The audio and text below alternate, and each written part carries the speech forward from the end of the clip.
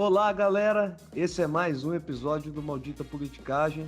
Eu sou Alessandro, estou aqui nessa noite fria de Curitiba, acompanhado do meu parceiro Luiz Domingos. Tudo bem, Luiz? Tudo bom, Ale? Saudações a todos e todas. Vamos para mais um 37. O É que espera? 37 ou é 36? Eu tô perdendo aqui o... Esse é o 37. Ah, Calma é lá. verdade, é verdade. O 36 foi o que a gente fez um resultado a quente das eleições, né? E com um pouco de ressaca do resultado do primeiro turno, uma ressaca política, não física, mas que nos combaliu tanto quanto uma ressaca física, né? Bom, hoje a gente começa a enfrentar um pouco daquilo de modo mais demorado, parte daqueles resultados, retomando o formato de um episódio tradicional, né? Com uma abordagem de saída, um conceito, assim por diante. E para pensar um pouco essa nova direita, esperar dela no Congresso, na sociedade, eles se mostraram fortes nos resultados do dia 2 de outubro, eu queria trazer uma coisa que aconteceu em Goiânia, no dia da eleição, durante o dia, que um frigorífico começou a vender carnes, picanha, por R$ 22 o quilo. Tinha até um nome, era picanha do mito. E o preço da picanha do mesmo frigorífico era R$ 129. E aí, no dia da eleição, eles estavam vendendo a R$ 22. Eu acho que isso é até crime eleitoral com o nome do candidato lá, né? Mas o fato é que as picanhas estavam sem data de validade e, Ah, portanto, bonito. muito bonito. E depois as pessoas passaram mal e o frigorífico foram descobrir que tinha carne estragada e assim. E na abertura da venda houve aquele corre-corre e parece que uma senhora foi pisoteada e faleceu. Então a coisa tem um começo engraçado e um fim trágico, porque demonstra um pouco essa euforia em torno da figura do Bolsonaro, do 22, e junta uma coisa que está acontecendo em muitos setores da sociedade brasileira, o pior, que é o fanatismo político com o oportunismo de mercado. Isso está acontecendo em distribuidores para prefeituras que ganham verba do Centrão. Acontece, por exemplo, com a Jovem Pan no YouTube, rádio. Eles usam francamente esse fanatismo pelo Bolsonaro para tentar expandir o seu mercado de audiência, né? Então, esse é um fenômeno muito forte que está disseminado na sociedade e a gente vai tentar puxar um pouco esse fio no episódio de hoje para estudar, observar e discutir essa nova direita que age desse jeito e que assustou a quem não está nessa posição no domingo à noite, né? Bom, antes de mais nada, eu queria reforçar os agradecimentos do episódio 36. Foi muito legal, a interação dessa vez foi muito maior que o normal, talvez por culpa nossa, né? Que dessa vez a gente abriu mais espaço para interação com os ouvintes.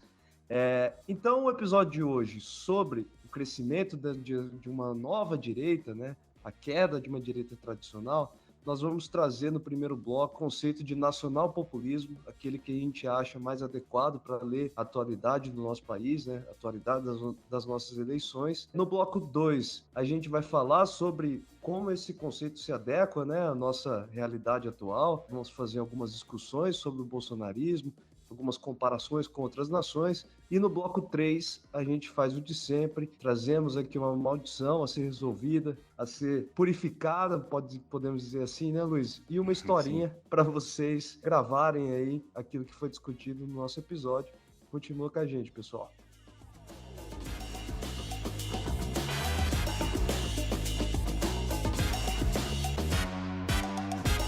Então, Luiz, com o resultado das nossas eleições, esse crescimento que a gente viu do bolsonarismo, na verdade, essa consolidação do bolsonarismo e a consolidação também da queda dos partidos tradicionais de direita no Brasil, nós elencamos aqui, então, né, o conceito de nacional-populismo. Explica para o nosso ouvinte do que se trata esse conceito, quais são as principais características. Bom, tem muitas chaves para tentar analisar essas manifestações de direita no mundo, né? Tem populismo, neopopulismo, neofascismo, todas elas são úteis, inclusive os ouvintes podem nos escrever quando quiserem explorar uma dessas, mas hoje a gente pegou a do nacionalpopulismo, do Itwell e Goodwin, que tem lá o subtítulo A Revolta contra a Democracia Liberal, e eles dizem que para caracterizar esse fenômeno tem que partir de 4 Ds, em inglês, que nós vamos traduzir direto para o ouvinte, que é desconfiança, destruição, privação, de deprivation, portanto mais um D, e desalinhamento. Cada um desses elementos estão acontecendo ao redor do mundo, de forma geral, mas com manifestações locais próprias. Desconfiança seria quando as pessoas não confiam mais nas instituições, nas elites, na mídia, né? Vamos fazer um exercício aqui de criar um exemplo, né? Desconfiança, a gente pode, para fazer o cheque se o bolsonarismo entra ou não, pode ser assim? Desconfiança, vamos trazer os ataques ao STF. E também, por exemplo, a própria Lava Jato na origem, né? Bom, a destruição, segundo o D, seria a ideia de que a tradição, os costumes, o estilo de vida está se perdendo, está se diluindo na globalização. No Brasil, isso está sendo muito apropriado por uma ideia de que os valores progressistas estão corroendo a família tradicional, né? E os valores cristãos. Na Europa, isso tem a característica de um embate étnico contra os imigrantes, portanto, isso aqui é diferente, mas também acontece no Brasil. Em seguida, o deprivation, a privação, é a ideia que nasce na psicologia social da privação relativa, que é uma sensação de que o meu grupo está perdendo em relação a algum outro grupo. Aqui no Brasil, diferente dos Estados Unidos, por exemplo, essa ideia acometeu a classe média nos anos 2010, lá nas jornadas de junho, e depois, em seguida, quando a classe média achava que os pobres estavam crescendo, muitos benefícios para os jovens, para o ProUni, Bolsa Família, e que a classe média estava espremida nessa ascensão da nova classe média, né? Então, a destruição, o segundo D, a gente pode sintetizar na Damares, por exemplo, né? Perfeito. De Na uma maneira Damares, de no piroca, Malafaia, etc, né? Isso. Damares e Malafaia. O terceiro D de deprivation pode ser visto através das políticas sociais e do uso dos aeroportos, por exemplo, né? Só para ficar nos Boa. exemplos mais enigmáticos, né? Quando o Paulo Guedes fala que estava tendo uma farra danada, todo mundo estava indo para Disney, essa é a ideia de que, coitado, o Paulo Guedes estava sofrendo uma privação, né?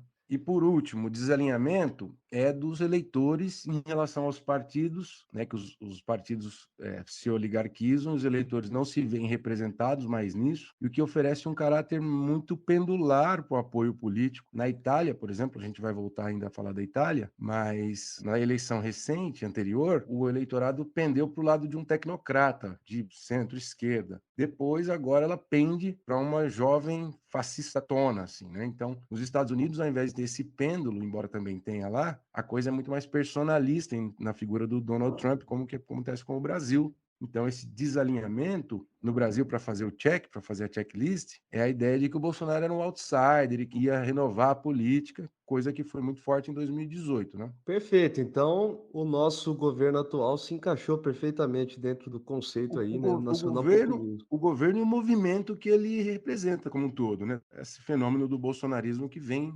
estourando desde 2018 para cá. Bom, Luiz, dado essa introdução teórica, eu fui pesquisar também uma literatura sobre o mesmo tema, né, o surgimento de uma nova direita, de uma nova extrema direita, né, ou de uma direita populista no mundo. E a literatura aponta para três casos que são bastante recentes, que são muito relevantes, né? Então eu trouxe eles aqui para a gente fazer uma comparação. A gente vai falando aqui, queria saber de você, eu vou falar brevemente sobre cada um desses casos, e você me diga o que você acha em comparação com o caso brasileiro. O primeiro caso que eu trago é o caso da Alemanha. A Alemanha tem um partido que se chama, né, Alternativa para a Alemanha, partido fundado em 2013, que tem como uma das grandes líderes desse partido uma mulher chamada Alice Weidel. Eles ganharam cerca de 10% dos votos nas últimas eleições de 2021. Né? Esses votos chamam atenção que são concentrados, né? Eles ganharam, na verdade, a maioria dos votos na região da Saxônia e da Turíngia, que ficam na Alemanha Oriental. O crescimento desse partido chama muita atenção. A Alice Weidel, ela é declaradamente lésbica,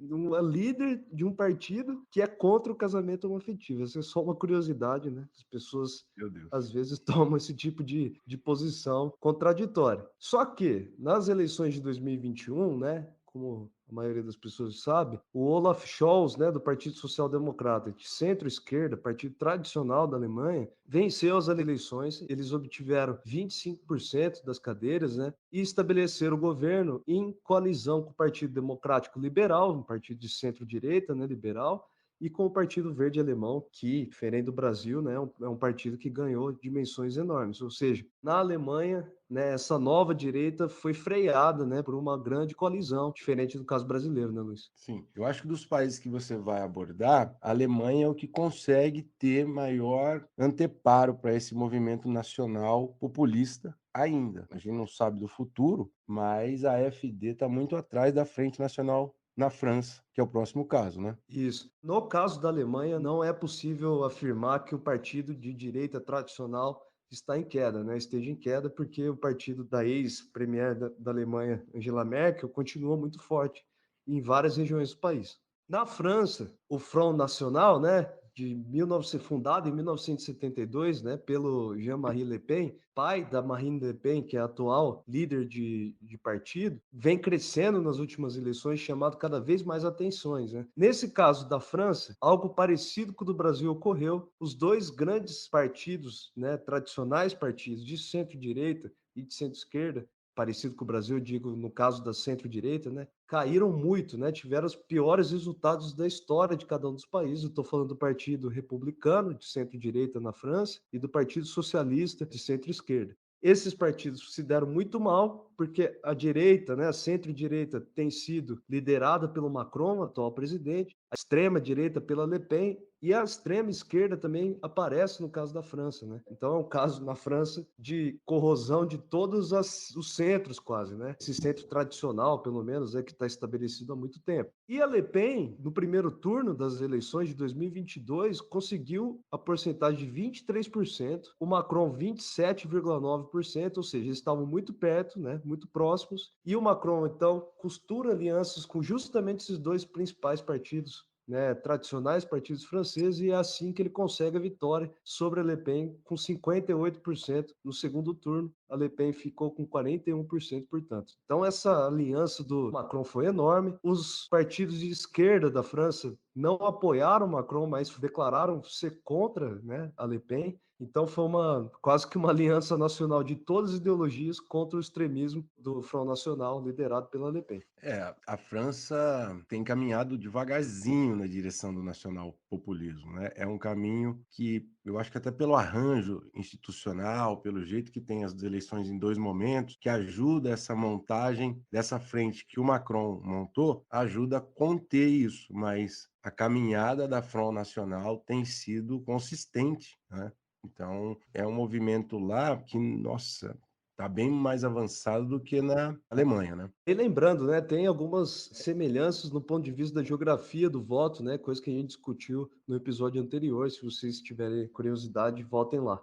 Bom, falei de dois casos onde a extrema-direita foi freada, né, ou foi vencida por alianças, né, e agora eu trago um terceiro caso, onde ocorre um caso positivo de vitória dessa nova direita, né. Na Itália, né, a Fratelli de Itália, liderado pela Giorgia Meloni, obteve 26% dos votos, mas estabeleceu alianças com todos os outros demais partidos de direita, né? O Força Itália do Silvio Berlusconi, né, um personagem muito antigo já da política italiana, e a Liga do Matteo Salvini também, um líder recente que teve sucesso na política italiana recentemente, né? Esses três partidos ganharam força nas eleições, se juntaram, se uniram, e a Giorgia Meloni, por ser a líder do partido que obteve mais votos, se torna, então, a primeira-ministra italiana, né? Na Itália, a oposição reuniu partidos de centro, de esquerda e o Partido Verde, e nem assim conseguiram deter a aliança de extrema-direita, né? Vale também lembrar que o partido da Giorgia Meloni largou muito atrás dos partidos tradicionais na eleição e acabou vencendo. Se vocês derem uma olhada no gráfico, né, a gente pode deixar depois, é assustador o crescimento do partido ao longo da campanha eleitoral. E no caso da Itália, claro, com uma história completamente diferente da nossa, e, enfim, o próprio parlamentarismo que existe lá é diferente, mas existe uma semelhança, talvez forçada, mas sim, que lá os partidos passaram por um desprestígio semelhante ao que os partidos no Brasil. E a coisa desorganizou muito forte, até que novos partidos surgiram há 10, 15 anos atrás, e eles não conseguem estruturar de modo regular e estável essas oscilações do humor do eleitorado. Então, o Movimento Cinco Estrelas era de direita, virou de esquerda, não conseguiu capitalizar votos o suficiente para ficar em primeiro nessa eleição. Então, é uma situação de desestruturação do quadro partidário que lembra, pelo menos, o Brasil de 2018 e agora não mais, porque agora já é uma reestruturação, mas há semelhanças. E lá os primeiros ministros caem com muita frequência, então a crise de governo, em geral, gera crise de substituição, crise institucional. Então, o caldo da Itália está um pouco mais entornado, em função da história das instituições e dos partidos. E chama atenção serem os três, as trinca de partidos aqui que a literatura aponta, são liderados todos eles por três mulheres que, inclusive, a aparência lembra, né? Depois procurem aí a Alice Weidel, a Le Pen, né? E a Giorgia Meloni. Todas elas nos remetem a um mesmo padrão de beleza.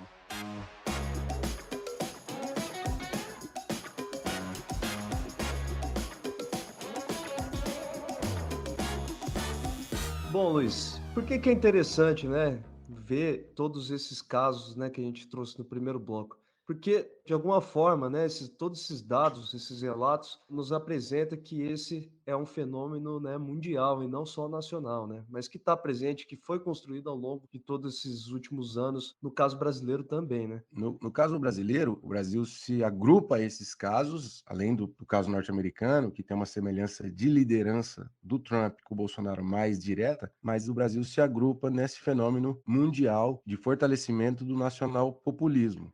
Inclusive, o Brasil é citado na introdução dos autores que a gente citou no bloco 1, mas, claro, sempre com uma história particular. E vamos a essa história. O bolsonarismo, que é o nacional-populismo à brasileira, ele tem umas camadas que são constituídas em momentos próprios. E tem uma cronologia que eu vou contar aqui. O núcleo do bolsonarismo, inclusive quando ele era um ex-deputado do Centrão, o Bolsonaro, primeiro o núcleo vem da polícia e dos militares, ou do que o Idelber Avelar chama de polimilícia, que é polícia mais milícia, né? Viu, você conhecia o Bolsonaro na década de 90 ou na década de 2000? Ou você só foi conhecer ele quando ele começou a ganhar notoriedade nacional? Só quando ele apareceu no CQC, lá em 2006, Você sabia 2010, não me lembro, 2009. que o Chico Anísio fez um quadro em homenagem ao Bolsonaro lá atrás? Depois a gente pode deixar isso Eu não sabia, essa eu não no sabia. Instagram. A segunda camada, que entra em 2013 de apoio ao Bolsonaro, lá nas jornadas de junho, é o agronegócio, que é, afinal, o grupo,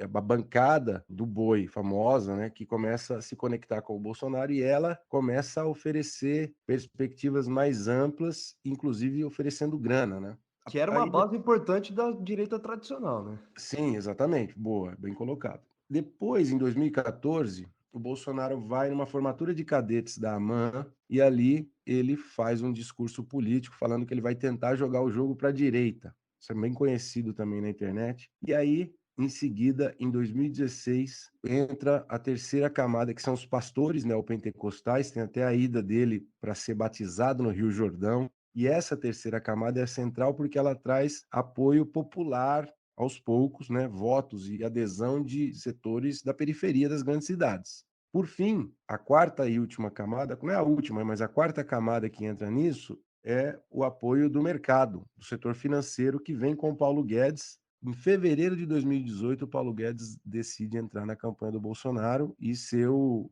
posto Ipiranga, afinal. Esse apoio do mercado traz uma legitimidade desse ator, desse ghost, desse fantasma que ronda a imprensa brasileira, o mercado, né? Mas tem um recheio final que está entremeando em tudo isso, que é o olavismo. O olavismo, os filhos do Bolsonaro foram alunos do Olavo de Carvalho. O Nando Moura, que fez uma entrevista com o Bolsonaro em 2016, muito antes dele ser uma figura tão potente para a campanha presidencial de 2018, também era um olavista hard. E o olavismo traz os trolls, né? Traz a galera de internet que faz enfrentamento, confronto, bate-boca e é muito aguerrida no mundo virtual, no Twitter, no Facebook, no WhatsApp. A ausência do Olavo de Carvalho nessa eleição, para mim, né, sem nada científico aqui, mas para mim fica um tanto quanto claro, né, que eles perderam um pouco dessa capacidade de criar Temas?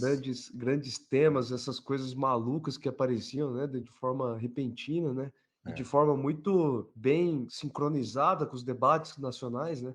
Era sim. impressionante a capacidade que eles tinham de criar polêmicas, criar alguma afirmação esquisita, né? Pois é, perdeu talvez um pouco da densidade, da consistência ideológica, se é que a gente pode falar isso.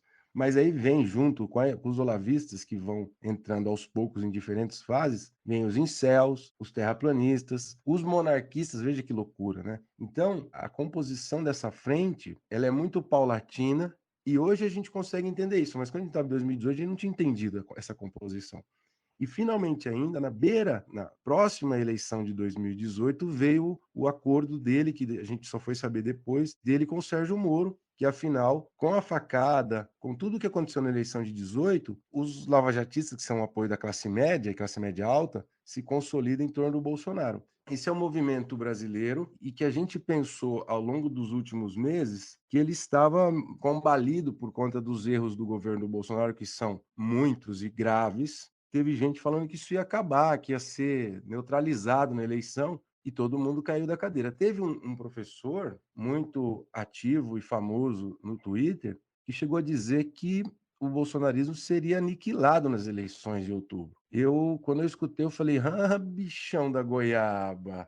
Pensei, eu pensei, eu falei, ele tem contato com a besta fera, que nem o cara da novela, o Xerel Trindade, ele incorporava o cramulhão e aí ele começava a fazer previsões cabalísticas. Meu Deus, eu não entendi nenhum dos nomes que você citou agora. Não. Você tá assistindo alguma novela que eu não tô sabendo? Não, eu vi trechos, sim, da Pantanal, tinha Ah, do um Pantanal. personagem, o Xerel Trindade, que ele incorporava coisa ruim, a besta fera, o cramulhão. Ele dava umas baforadas assim, incorporava o Jânio e fazia previsões sobre o que ia acontecer na novela. Esse professor, que previu o aniquilamento do bolsonarismo nas eleições do dia 2, diferentemente do Xerel, ele errou, né? Porque o bolsonarismo apareceu com muita força depois que abrimos as urnas, naquilo que nós dissemos no último episódio, no episódio anterior, nos governos do Sul, do Sudeste e no Senado, no território nacional inteiro, né? Foram 10 senadores, mais os do Centrão, que são apoios menos orgânicos, mas têm apoio do Bolsonaro. No Bolsonaro. Me chamou a atenção nessa, vamos dizer, essa segunda, terceira, quarta, quinta, não sei, você falou várias camadas, né? Mas nessas eleições atuais, foi a capacidade de recrutamento que o bolsonarismo apresentou, né? Recrutamento de seleção de candidatos, né? De caça-talentos mesmo que eles conseguiram juntar para 2022, né? Desgaste das fake news, aquela coisa que foi muito martelada ao longo de todo o ciclo bolsonarista agora, muita gente achou que aquilo não ia mais seduzir ninguém, e seduz. A gente percebeu que esses candidatos campeões de voto do bolsonarismo, eles são muito fortes nas redes, e é por ali que eles agem. Então, esse Nicolas Ferreira, os filhos do Bolsonaro que continuam tendo muito voto, Carla Zambelli, os candidatos ao Senado, eles rasgam por ali. E outra coisa, uma característica que é comum também nesses movimentos, acontece com o Trump nos Estados Unidos, eles cooptam seu campo ideológico para dentro. Então, o que o Bolsonaro fez com o Centrão? O Centrão se tornou moderadamente ou totalmente bolsonarista ao longo dessa eleição. O PL nunca foi um partido de extrema direita. O PL era um partido de direita tradicional. O PL incorporou um monte de candidatos do bolsonarismo raiz, como aquele ex-ministro do Meio Ambiente, Salles. o Salles e tantos outros que foram para o PL, e aí o PL hoje ele é metade metade, ele é metade bolsonarista e metade o centrão tradicional clientelista. Isso aconteceu, por exemplo, com as igrejas evangélicas. Houve uma diminuição do número de pastores. Por quê? Porque o bolsonarismo incorpora a pauta evangélica. Então, o bolsonarismo, quando você tem uma oposição, como foi com a direita, vamos dizer, de classe média, que era o Sérgio Moro, ele caça, confronta e implode. Quando, com amigos, vamos dizer, com agendas irmãs que não rompem com ele dilui dentro de si, enfraquecendo naquilo. Então, por exemplo, os policiais, que, em geral, eles se elegiam com um perfil mais sindical, de defender a classe dos policiais.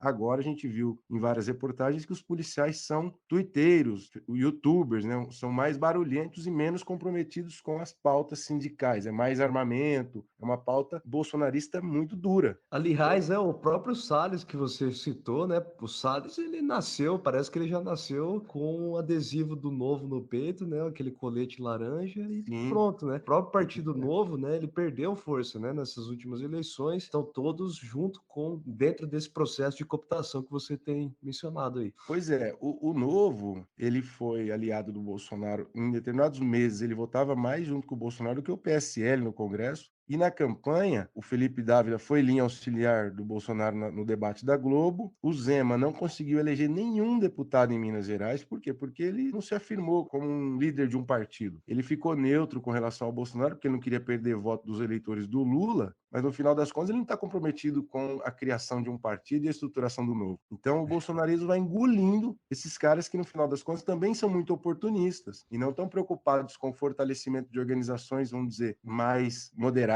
ou mais estruturadas, e estão todas muito dependentes dessa órbita bolsonarista, da força gravitacional do Bolsonaro e da sua família. Fico pensando, por exemplo, esse Rodrigo Garcia, ex-governador de São Paulo que perdeu a eleição. Ele mostrou um grau de sabugice, ele imediatamente declarou apoio ao Bolsonaro e ao Tarcísio, porque o PSDB também está morto, mas assim, ele não vai apitar nada no governo de São Paulo. Quem vai mandar no eventual governo Tarcísio vai ser o Tarcísio, a Carla Zambelli e o Eduardo Bolsonaro. Então, esses caras, eles estão achando que vai ter lugar para eles no campo bolsonarista se eles quiserem ter uma postura mais ou menos independente, o que não existe. O Dória foi triturado. O Dória foi triturado. Então, é isso que está colocado. Essa é uma direita que ela tem uma força gravitacional gigantesca, isso ficou claro na eleição, mas ela também tem um aspecto muito destrutivo. E depois, quem ela moe, as pessoas se reconstroem e voltam, como é o caso do Moro. O Moro já voltou e o Bolsonaro já falou com ele, falando, não, nós vamos conversar e tal. Depois do Bolsonaro ter destratado o Moro uma série de vezes, inclusive chamando de traíra, pilantra e assim por diante, naquele linguajar de altíssimo nível do Bolsonaro. É realmente impressionante a capacidade que o bolsonarismo tem de, na verdade, que o clã Bolsonaro tem de orquestrar tudo isso, esses processos de queimação e de exaltação de candidatos, de políticos em todo o território, né? Muito rápido, a velocidade é muito grande, né? Que eles fazem isso. E aí, veja, o projeto Bolsonaro, que passou em parte pela grana do Centrão para poder estruturar as candidaturas do PL. O PL gastou muito com a campanha do Bolsonaro com os candidatos bolsonaristas. O Bolsonaro usa isso. O Centrão tem o seu projeto de poder, que a gente pode discutir isso em outro episódio, que não é o mesmo do Bolsonaro. Mas o Bolsonaro, se eleito, ele vai se valer do Centrão para ter os votos necessários para sua agenda, como, por exemplo, mexer na composição do Supremo. Isso, inclusive, o vice-presidente Hamilton Mourão falou isso hoje, dia 7 de outubro, na Globo News, que eles querem mexer na composição do Supremo, que aproximaria muito o Brasil da Venezuela, da Hungria, né? De fato, aí nós caminharemos para uma não democracia, um regime autoritário típico, mas assim, quem vai fazer esse movimento, essa iniciativa são os bolsonaristas, com o apoio do Centrão. Então rola esse bate-bola, o Centrão vai oferecer esse apoio, porque o que o Centrão quer? O Centrão quer, de sua parte, o orçamento secreto, que garante a sua posição privilegiada no interior do sistema político. Aliás, né, muitos dos nossos ouvintes nos pediram para fazer uma avaliação dos projetos, né? Essa pauta sobre a ampliação do STF é uma das principais lutas políticas do Bolsonaro, né, do bolsonarismo. E até um Sim, tanto quanto aberto isso, né? Eu acho que essa capacidade do bolsonarismo de recrutar esses novos líderes políticos, além de impressionante, ela é muito válida para a gente entender o que tem acontecido na política nacional, né? Porque a maioria dos partidos tradicionais tende a reforçar a sua estrutura, né?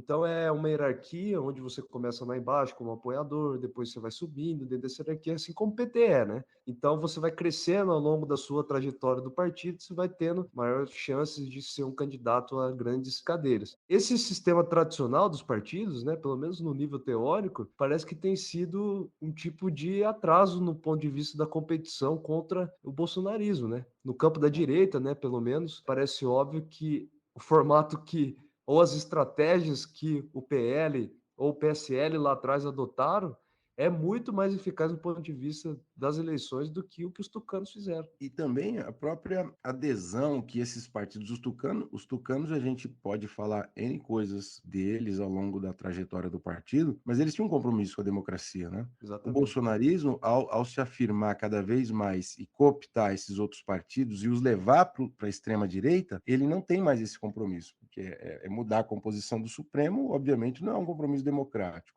Mexer nas atribuições da presidência, dar mais poder para o presidente da República, em detrimento do Supremo e do Congresso, não é um compromisso com a Constituição de 88. Então, à medida em que parte desses setores quiseram orbitar o bolsonarismo os enfraqueceu muito fortemente. E aí, na hora da eleição, uma eleição que tem esse caráter terrivelmente polarizado que a gente teve, o bolsonarismo sai na frente e aí criou uma espécie de buraco entre essa direita radical e a esquerda que saiu relativamente fortalecida com o PT na frente. Perfeito, Luiz. Acho que deu para dar uma discussão boa aqui sobre o caso brasileiro, né? A presença desse conceito de nacional populismo no caso brasileiro, né? Lembrando, né, eu gostaria de lembrar só que esse nacional populismo é uma espécie de união de dois conceitos, né? Do populismo, né, que é o nosso primeiro episódio, aliás. O populismo pode ser entendido de forma bem geral como uma espécie de um tipo de líder que consegue fazer com que um grupo de pessoas se sinta contra todos os outros, né? Tipo um grupo puro de pessoas contra todos aqueles, a elite política, por exemplo, e o nacionalismo daqueles que fazem parte da nação contra aqueles que não fazem, né? É algo que o Luiz falou já, tem uma especificidade no caso brasileiro. Então, continua com a gente aí, pessoal. Vamos para o bloco de fechamento, Luiz, que eu vou trazer uma historinha bacana para você. Eu quero saber qual maldição que você vai responder.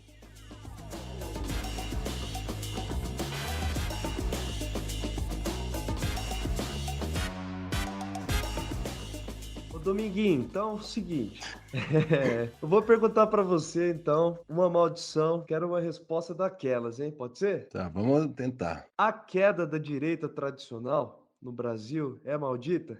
Boa, hein? Gostou, né? O pessoal que tem vício de esquerda, né?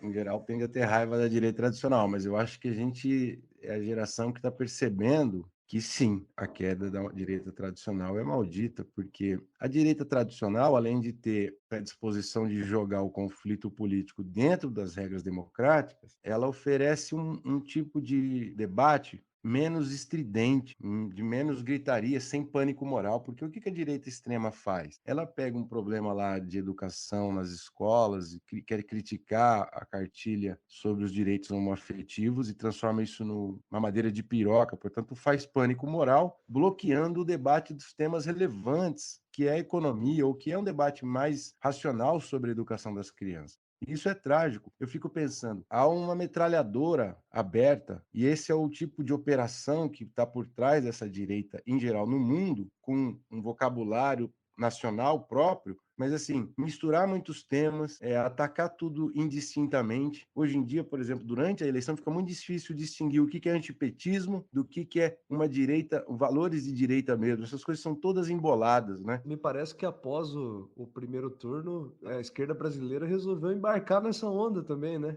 De fake news e de De, campanha apócrifa, né? isso, É o isso. janonismo cultural que estão fazendo, né? O janonismo cultural diz que é o remédio para a ressaca de segunda. Vamos deixar isso para outra questão, para outro momento, mas no médio prazo não é saudável para o debate político democrático, de jeito maneira. Embora eu acho que agora tem me feito rir bastante. Eu não confio que isso é o caminho para construir eleitores melhores. Agora, a extrema-direita, ao engolir a direita tradicional, ela leva junto para o ralo um debate civilizado, um debate com um mínimo de racionalidade, e o que a gente está vendo é exatamente, nós estamos no meio disso, que era o que a gente tinha receio alguns meses atrás, que se acontecesse segundo turno. É uma coisa completamente irracional, emocional, sem nenhum amparo em dados, em verdade factual, e aí o cara sai da igreja, ele está odiando o Sérgio Moro, ele está, né, no culto evangélico, sai lá do templo, e aí ele abre o celular, o Bolsonaro está apoiando o Moro, ele começa a apoiar o Moro de novo. Então não tem, sabe, e o Valdemar da Costa Neto é o indivíduo mais probo que tem, porque ajudou o Bolsonaro a se eleger, o presidente do PL. Não tem nenhuma lógica por trás desse tipo de pensamento. Embora a gente saiba que nem todos os eleitores pensam do mesmo jeito, existem camadas, a gente tentou mostrar essas camadas, o bolsonarismo mais aguerrido, ele é esquizofrênico, né? Eu já estou prevendo um péssimo dia no dia do debate eleitoral, porque eu fico imaginando, vai ser como assistir uma luta do UFC, né? As pessoas torcendo, na verdade, para que um candidato agrida o outro. Não vai, com certeza não terá nenhum tipo de acréscimo à nossa civilidade, à nossa democracia, né? Mas afinal de contas, Tem uma coisa cifrada aqui, uma coisa o que é nesse roteiro, que eu quero saber que diabo que é essa história que você Então, colocou aqui. Que historinha você traz para ilustrar esse caminho da direita no Brasil? antes de mais nada, né, eu vou contar para os nossos ouvintes que normalmente a gente vai construindo um roteiro junto e o Luiz ele já saca, né? Eu desconfio de que as histórias de querência são, na verdade, vem antes do que a ideia do episódio, mas, né, Eu isso a gente faço o deixa para episódio outra para contar a discussão. história de querência, na verdade. Então, aí dessa vez eu vi que não veio nenhum áudio para mim no WhatsApp, não tinha nada escrito de querência, tio Norberto, me desculpe, mas dessa vez o senhor não está presente. E aí, como a minha vida nipônica, né, no interior de São Paulo, não tem tanto brilho assim, se eu trouxesse para vocês, vocês iam dormir, eu fui bolar e procurar alguma biografia que seja interessante. Então, Luiz, o jogo é o seguinte, você vai adivinhar quem é, tá? Vou Hum. contar a história tentando não entregar o resultado. Esse indivíduo, um homem, né, ele vem de uma área rural, de uma família humilde, né, família católica. Ele foi militar, batalhou numa guerra importante do seu país. Durante uma campanha, depois, né, depois de ser militar, se tornou político e durante uma campanha eleitoral, ele afirmou ter sofrido um ataque de opositores que resultou na perda de um olho, do seu olho esquerdo. E os opositores falam que isso é uma completa farsa, que nunca teve ataque nenhum, ninguém nunca viu esse ataque, que na verdade ele perdeu por alguma doença que afetou o olho dele. O fato é que ele sempre usou isso como campanha eleitoral, esse suposto ataque no olho. Ao longo da sua trajetória política, falou uma série de absurdos contra judeus, contra imigrantes, né? Revisionismos históricos, falou muito sobre a ameaça comunista que poderia controlar o seu país, formou uma família forte na política da sua nação. E aí, o ponto futuro, né, que pode ser interessante para a gente, que em 2011 ele foi expulso do próprio partido que ele criou pela sua própria família. O que você acha que é essa pessoa? Quem te lembra dessa pessoa, aliás? Caramba, rapaz, eu já tive algumas pistas, mas não cabe 2011. 2011 tá muito fora tá muito longe. Bom, se os ouvintes tiverem a sacada, vamos ter que revelar aqui, né? Mas quem Vamos. sacou antes pode escrever pra gente que sacou antes, né? Seria interessante saber se as pessoas que pegaram, porque eu não peguei. Bom, mas quem que se assemelha à história dele? Ah, o Bolsonaro. É, essa coisa de família simples, militar, né? Sofreu um ataque, né? Parece com a história, né? Enfim. O indivíduo, então, Luiz, é o Jean-Marie Le Pen, pai da Ah, eu Marine Le pensei Pen, nele. que foi expulso pela Marine Le Pen em É, 2011 do seu é, partido. é. É verdade. Puta que eu pariu. Eu podia ter forçado. Eu pensei nele assim muito remotamente, mas eu falei, pô, ele foi pra guerra? Não Foi sabia para que a ele tinha Guerra ido da pra guerra. Argélia, foi para a Guerra da Argélia. Ele nasceu na Britânia, né? Então só É, eu escondi esses dados para você não sacar de vez. Então, caramba. o senhor está me devendo o quê? Tá vendo um café? Café? É. Tá bom, então tá bom. O japonês não gosta de tomar café, viu, gente? Quando ele vai gravar episódio, ele gosta de tomar outras coisas. Bom, Não. O senhor não veio me entregar. Isso é fake news. Só se o senhor tiver uma foto aqui para me comprovar isso. só para finalizar, né? Tem uma pergunta que a gente tem que jogar pelo menos um palpite. Qual que é a longevidade dessa nova direita? Se ela vai perdurar, vamos dizer, se o Bolsonaro perde, ela vai ter força? Eu acho que ela vai continuar forte no Congresso, vai ter pelo menos aí um terço do Congresso. O Centrão vai se bandear para outro lado, mas as células bolsonaristas, como inclusive o Diogo Tavares falou no áudio do episódio 36, as lideranças vão continuar sendo populares. É muito difícil começar um processo de julgamento dos crimes cometidos pelo Bolsonaro durante a pandemia com essa votação que ele está tendo, com o que ele vai ter no parlamento.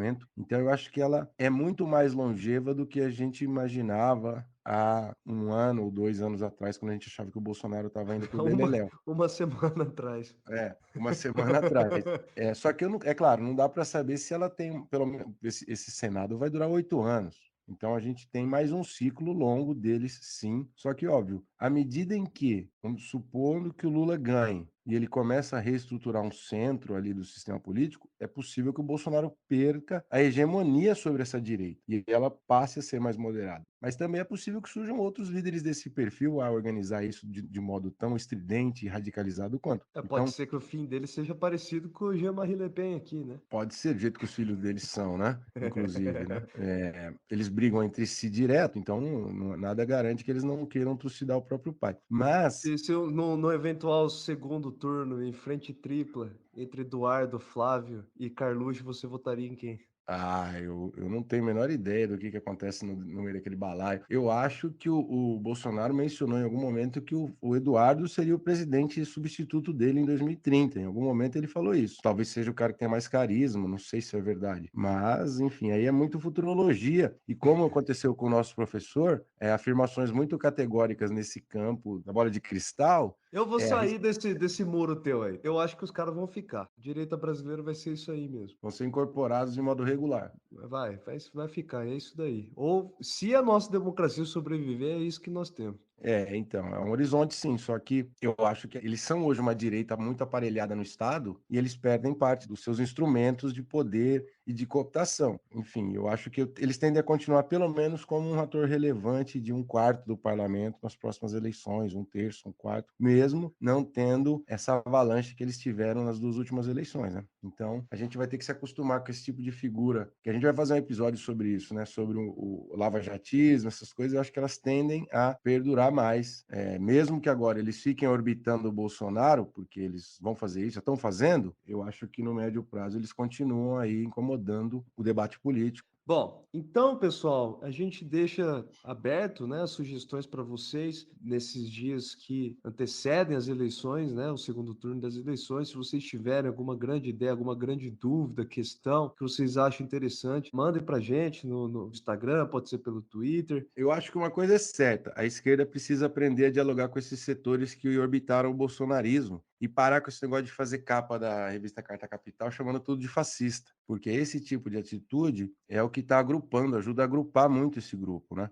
E se não quiser quebrar um pouco dessas alianças com novos empreendedores, com setores que não pertencem à cúpula das igrejas evangélicas, mas os fiéis de baixo, né? Esses setores não tem, o PT já dialogou com eles, não tem por que ficar jogando eles no colo dessa direita maluca. Então, se a gente não tiver uma predisposição de fazer um trabalho nessas bases, aí vai ser 30 anos de Damares governador do Distrito Federal, Eduardo Bolsonaro futuro presidente. Então, se a gente não tiver predisposição de ficar nessa esparrela, a gente precisa trabalhar de outro jeito esses grupos sociais. Essa é uma boa discussão para a gente tratar em outro episódio, porque eu acho que essa estratégia de diálogo da esquerda com o público ultraconservador, ela em si ela é quase que contraditória e muito difícil de ser estabelecido, mas isso é um bom tema de discussão, né? E você, o que vocês acham desse horizonte? E outra, a gente vai voltar a perguntar coisas para vocês, para a gente construir roteiros de episódios, como nós fizemos com o 36, que a gente acha que pode ser um formato que tenha uma contribuição direta dos ouvintes. A gente gostou daquele tipo, né, Alessandro? Então, Sim, muito. quando vocês tiverem alguma inquietação, alguma angústia, alguma pergunta de sacanagem que vocês também fazem, enviem para nós.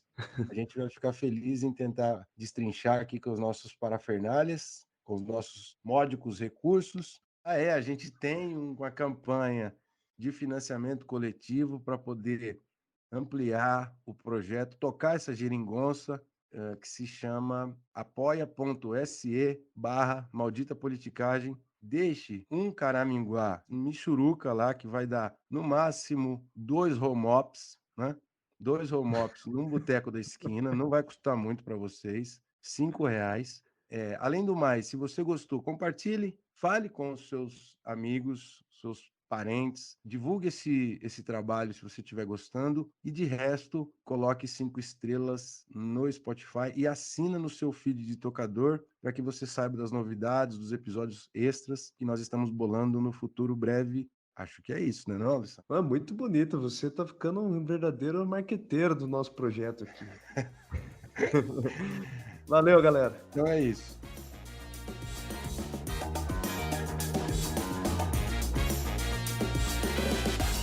O Maldita Politicagem tem roteiro e produção de Luiz Domingos Costa e Alessandro Tokumoto, edição de áudio de Matheus Bittencourt, finalização de áudio e identidade visual de Fábio Tokumoto.